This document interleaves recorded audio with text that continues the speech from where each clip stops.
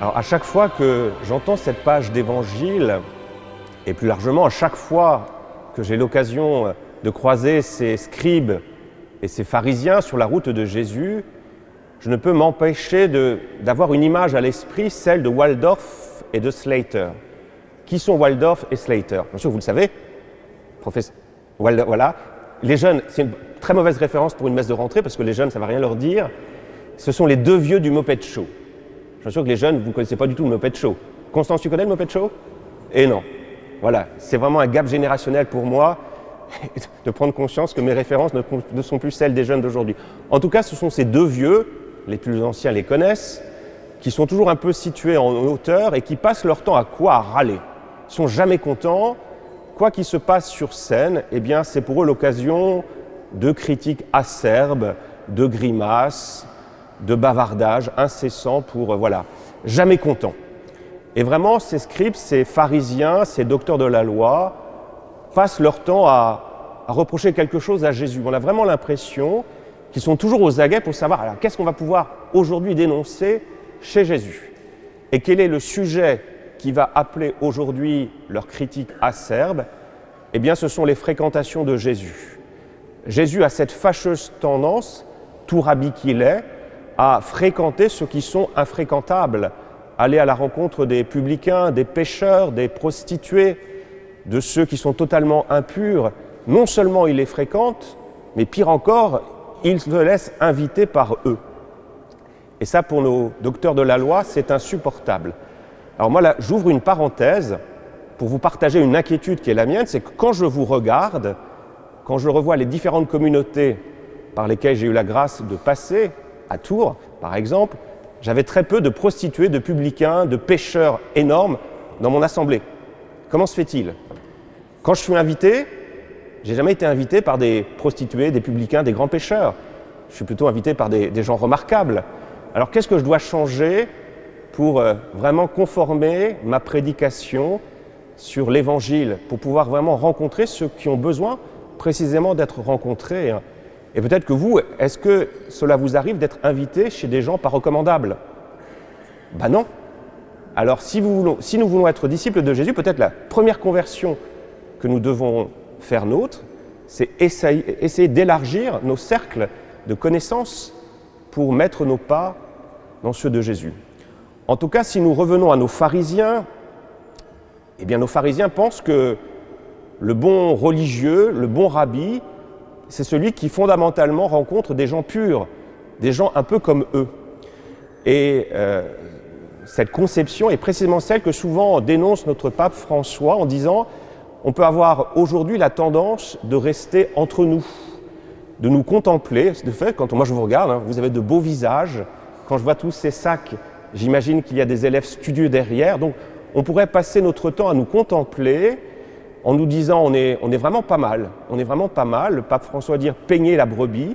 Donc voilà, le pasteur qui passe son temps à faire des compliments aux uns. Et de fait, ces compliments sont parfois justifiés.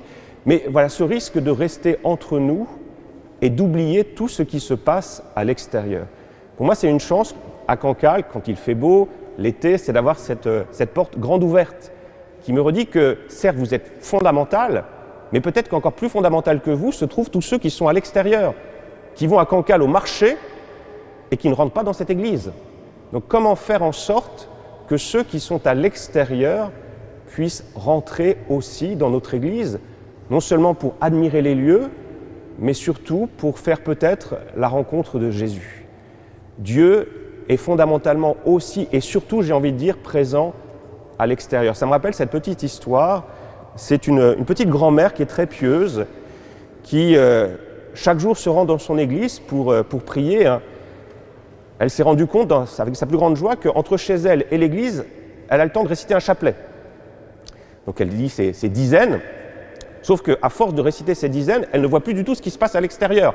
Elle est tellement accaparée dans la récitation de son chapelet qu'elle ne voit plus les enfants qui jouent, elle ne voit plus peut-être ces mendiants qui sont ici ou là sur sa route. Et un jour, on est un vendredi, ça fait 25 ans qu'elle se confesse tous les vendredis, elle n'a jamais raté un vendredi, et là, malheur pour elle, elle rend compte que la porte est fermée. Alors elle regarde à droite et à gauche, elle commence à angoisser, je ne vais pas pouvoir me confesser. Et puis elle lève les yeux et elle voit une petite pancarte affichée sur la porte de l'église, écrite par le curé « Je suis là dehors ». Je suis là dehors. Eh bien cette phrase va suffire à notre femme pour complètement revoir sa manière de prier. Certes, bien sûr, Dieu est présent dans les églises, mais il est aussi fondamentalement présent à l'extérieur. Et c'est peut-être là qu'il nous attend. Moi, souvent, la question que je me pose, c'est quels sont ceux et celles que Dieu préfère? Eh bien, quand on prend le temps de lire l'Écriture, on se rend compte que ceux que Dieu préfère, c'est qui? Ce sont les jeunes, jusqu'à ce qu'ils grandissent. Ce sont les malades, jusqu'à ce qu'ils soient guéris. Ce sont les prisonniers, jusqu'à ce qu'ils retrouvent la liberté. Ce sont tous ceux qui sont tristes, jusqu'au moment où ils vont retrouver la consolation. Vous voyez, Dieu, c'est un père.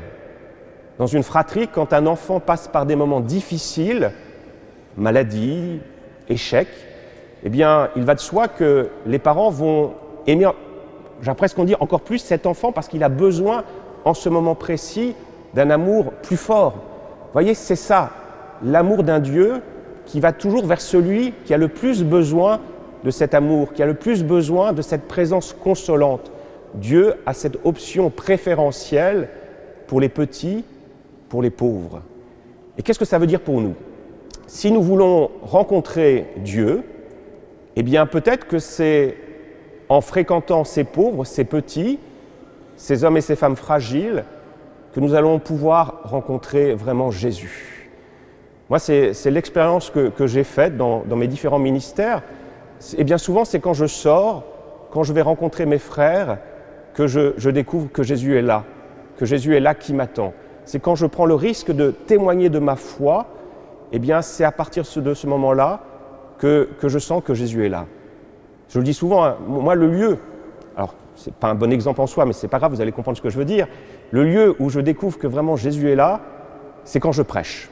Quand je prêche, je vous endors, souvent, mais vous ne le savez pas. C'est pour ça que je suis très reconnaissant devant toutes les communautés avec lesquelles j'ai eu la grâce d'être envoyé comme prêtre. À chaque fois que je prêche, eh bien vous me donnez Dieu. Vous dormez, vous ne faites pas grand-chose peut-être, parfois vous m'écoutez un peu, mais vraiment parce que je prends le risque de prêcher, d'annoncer la parole de Dieu, sans papier, parfois un peu en improvisant, ce qui n'est pas bien, mais voilà, parce que je prends ce risque d'annoncer Jésus, j'essaye de témoigner, de me mettre dans une certaine mesure à nu, eh bien c'est à ce moment précis que vous me donnez Dieu. Souvent, quel est le lieu où on peut rencontrer le Christ? Eh bien parfois c'est en allant rencontrer ceux qui n'ont pas la foi, ceux qui sont malades. Je vais les visiter, je vais apporter la communion, par exemple à un frère, à une sœur malade. Eh bien, en même temps que je donne Jésus, ce malade que je rencontre, il va aussi me donner le Christ. Autre expérience que j'ai pu faire, là aussi dans mon ancienne paroisse à Rennes, on ne le fait pas à Cancale, je ne sais pas si on le fera un jour, ça m'est pas naturel, c'est faire du porte-à-porte. Donc quand j'étais à Rennes, on faisait du porte-à-porte pour aller visiter tous les habitants du quartier de Sainte-Jeanne d'Arc. Et ce que j'ai souvent constaté, c'est que je ne sais pas si, en faisant cette expérience, j'ai apporté Jésus à ceux que j'ai rencontrés. Mais là encore, j'en suis sûr que ceux que j'ai visités m'ont donné Jésus. Et c'est l'expérience que tous les visiteurs ont fait. Peut-être que, voilà, ils n'ont pas eu des rencontres qui ont été exceptionnelles en soi, mais il n'en reste pas moins que dans l'expérience de se mettre en route, de frapper à la porte, de se présenter nus, eh bien c'est à ce moment précis-là qu'ils ont été visités par le Seigneur. Vous voyez, c'est en sortant, en allant rencontrer peut-être ceux qui n'ont pas la foi, eh bien c'est ceux qui n'ont pas la foi qui parfois nous mettent sur le chemin du bon Dieu. C'est ça qui est étonnant, hein. Alors bien sûr, vous me donnez la foi, mais les croyants donnent la foi, mais fondamentalement aussi en allant à l'extérieur, en rencontrant ces hommes loin de l'Église, eh bien ce sont eux qui vont peut-être me communiquer le Christ, parce que Jésus est à leur côté, parce que Jésus voit leur souffrance. Et je crois que ça invite pour nous à avoir une véritable conversion du regard que nous posons sur ceux de l'extérieur. Moi je médite souvent cette phrase d'un frère dominicain, le frère Vincent McNabb, qui disait « Ceux de l'extérieur attendent des hommes, des croyants qui les aiment. Si tu n'aimes pas ton frère, à l'extérieur, si tu te juges meilleur que lui, eh bien ne lui prêche pas. Prêche-toi à toi-même, fais l'expérience que Jésus t'aime, que Jésus aime ce frère, et après seulement, tu pourras aller à sa rencontre. » Vous voyez, faire l'expérience d'abord de cette charité. Si je fais l'expérience que je suis aimé par Jésus, que Jésus aime mon frère qui est à l'extérieur, même s'il n'est pas conforme à ce que je pense être un bon croyant ou un mauvais croyant, voilà, eh bien, si je prends conscience que Jésus l'aime, eh bien, mon regard va changer, je vais l'aimer, et peut-être que par mon attitude, eh bien, il y a cette rencontre qui va pouvoir avoir lieu, je vais peut-être le mettre sur le chemin du Seigneur, et lui va me donner ce Jésus que je cherche. Vous voyez, c'est ce renversement que nous sommes invités à vivre. Et pour conclure, c'est souvent ceux qui ont été loin de l'Église et qui ont fait l'expérience du bon Dieu, l'expérience de la miséricorde, qui ont cette intimité avec Dieu. Réfléchissons, quels sont les moments où on a vraiment senti que Dieu était là? Est-ce que ça vous est déjà arrivé? Moi, les moments où j'ai vraiment senti que Dieu était là, c'est dans les moments de fragilité. Quand je me confesse, j'ai ce péché qui revient encore et encore, eh bien, je me confesse et j'entends Dieu me dire « je te pardonne ». Et là, vous voyez, la foi, c'est pas faire des homélies, c'est pas faire quelque chose d'intellectuel, c'est vraiment faire cette expérience que Dieu m'aime, que Dieu n'attend pas que je sois parfait pour se donner à moi. Il vient à moi tel que je suis. C'est l'erreur que font souvent les pharisiens et les scribes. Les pharisiens et les scribes pensent que Dieu ne peut se donner qu'aux gens parfaits. C'est pas ça. Dans la deuxième lecture, on a vu que Paul a été visité alors que c'était un grand pécheur. Et il s'est converti parce que Dieu l'a visité. Vous voyez, la conversion, elle est après la rencontre du Christ. Donc, vraiment faire cette expérience dans la miséricorde que Dieu m'aime. Et parce que je fais cette expérience que Dieu m'aime, que Dieu me pardonne, que Dieu me fait confiance, qu'il veut passer au travers de moi, ben je sens qu'il est là. Et à partir de là, je trouve la force de me convertir. Ce qu'est la foi, fondamentalement, c'est faire cette expérience que Jésus est là. Est-ce que vous faites que l'expérience que... Jeanne, qui ne me regarde plus, est-ce que tu fais l'expérience que Jésus est là? Ben, pas suffisamment, j'en suis sûr, parce que mes phrases sont longues, et parfois, quand on est jeune, on pense à autre chose. Alors, comment faire, là encore, je vous repose la question, comment faire pour que les jeunes, chacun de nous, puissent véritablement, dans nos célébrations, faire l'expérience du Christ? Je crois qu'il faut que là encore, il y ait un virage dans notre manière de vivre la foi, qui ne soit plus simplement une foi traditionnelle, on va à la messe parce qu'on y va tous les dimanches, on baptise les enfants parce qu'on a toujours baptisé les enfants dans notre famille, on se marie parce qu'on s'est toujours marié, ben, voilà, à une autre manière de vivre la foi, qui est une foi vécue.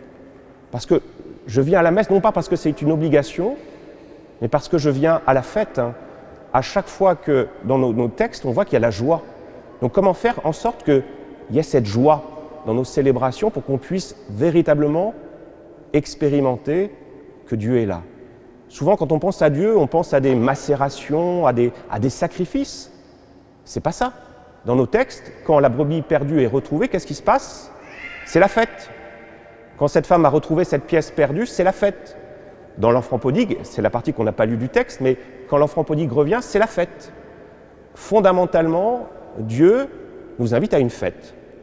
Alors comment faire pour que, voilà, on expérimente cette fête? Moi souvent c'est ce que je dis aux parents qui me disent, ben, voilà, on a du mal à conduire nos enfants à la confession. Alors je dis c'est très simple, vous amenez vos enfants se confesser et après la confession, qu'est-ce que vous faites? Quand vous êtes à Cancale, vous passez par Grain de Vanille ou une autre bonne boulangerie et pâtisserie et vous achetez un bon gâteau. Vous voyez, vous associez le retour au Seigneur à la fête. Il faut que le repas du dimanche après la messe soit un repas agréable. T'es d'accord, Constance? Moi, c'était le poulet frit quand j'étais enfant. Le poulet frit du dimanche. Ce qui fait que j'attendais avec cœur et la messe et le repas qui suivait. La fête, la joie. Vous voyez, c'est pour ça que les scribes et les pharisiens qui râlent tout le temps ont raté quelque chose. Hein. Dieu nous invite à la fête. C'est ce que je dis toujours quand je célèbre un mariage, un baptême. À quoi ressemble le paradis? Selon Isaïe, à un banquet avec des viandes grasses, des vins capiteux, des bonnes boissons, et fondamentalement aussi de la bonne compagnie. C'est ça la foi chrétienne. Et pour cela, il n'y a qu'à se rendre compte que Dieu est là. Il est là dehors, il est là à mes côtés. Il n'attend pas que je sois parfait pour se donner à moi.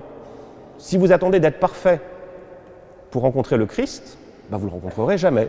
Donc s'accepter tel que nous sommes, avec nos blessures, nos fragilités, et se dire que, ben voilà, Dieu est là, il t'aime. Et avec toi, avec ces jeunes, avec tous ces jeunes qui vont étudier, il peut faire de grandes choses. les conduire à la fête et leur procurer cette véritable joie. Alors on va vraiment prier pour que nos célébrations soient joyeuses. À la fin de la messe, nous poursuivrons par un petit temps convivial, où il y aura quelques biscuits, quelques gâteaux, quelques petites choses à déguster, et puis fondamentalement de la bonne compagnie. Et que nous ayons vraiment aussi à cœur de sortir pour rejoindre tous ceux qui sont à l'extérieur, tous ceux qui sont au marché, et qui ne savent pas qu'il y a la messe là, et qu'il y a Jésus qui les attend ici. Amen.